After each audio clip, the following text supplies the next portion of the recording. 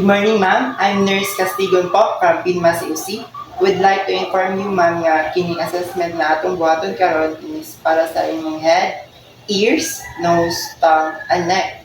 By this assessment po, makabalita kung nga baka abnormalities nga makita, ma'am. And may I ask for your consent, ma'am, nga pwede ba baka na po nga mo-assist sa imo ugunitan ka while doing this assessment po? Yes, ma'am.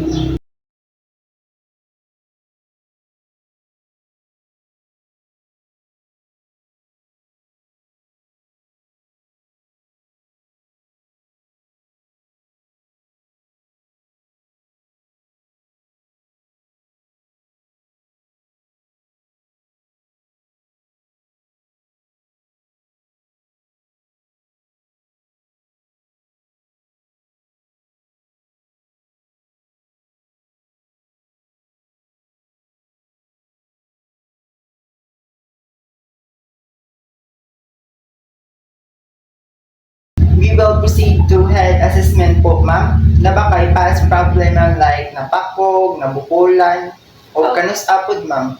Wala araman po. Okay, ma'am. Any history of loss of consciousness or nalipong or seizure or headache or face injury? Katong pagka-disgrasya na ko last April. Pero okay, kaka, ma'am. Okay, raman yun ko parang Okay po, thank you. Ma'am, sugdan na nato ang assessment sa imong ulo.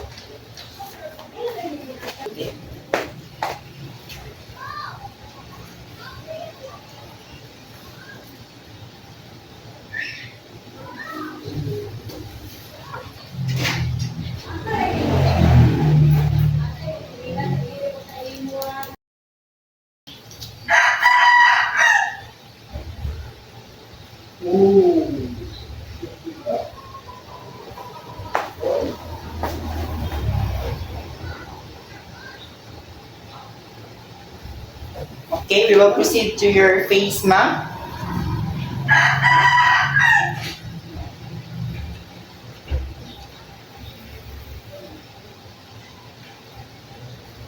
Okay, ma'am. Okay, ma'am, we will proceed to mouth assessment.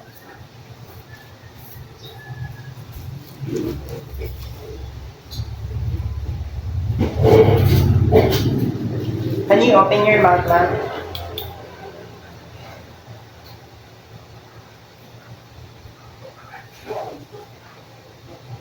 Okay, ma'am. Thank you.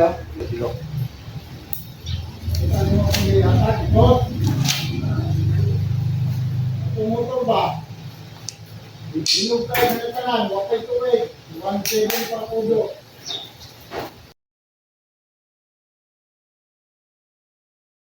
Okay, ma'am, I will palpate your neck.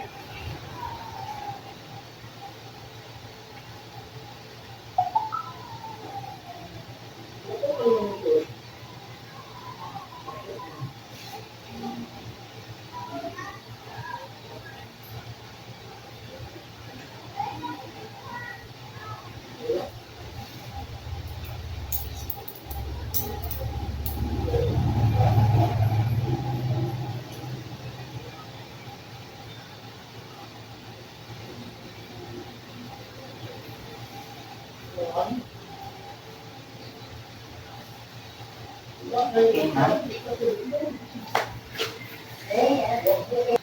So far, overall assessment, ma'am, kay normal ra. Then, suggestion lang na po nimo, ma'am, is please ayaw kusga o scrub sa imong face and sa imong neck para dili ma-damage ang imong skin po. And thank you, ma'am.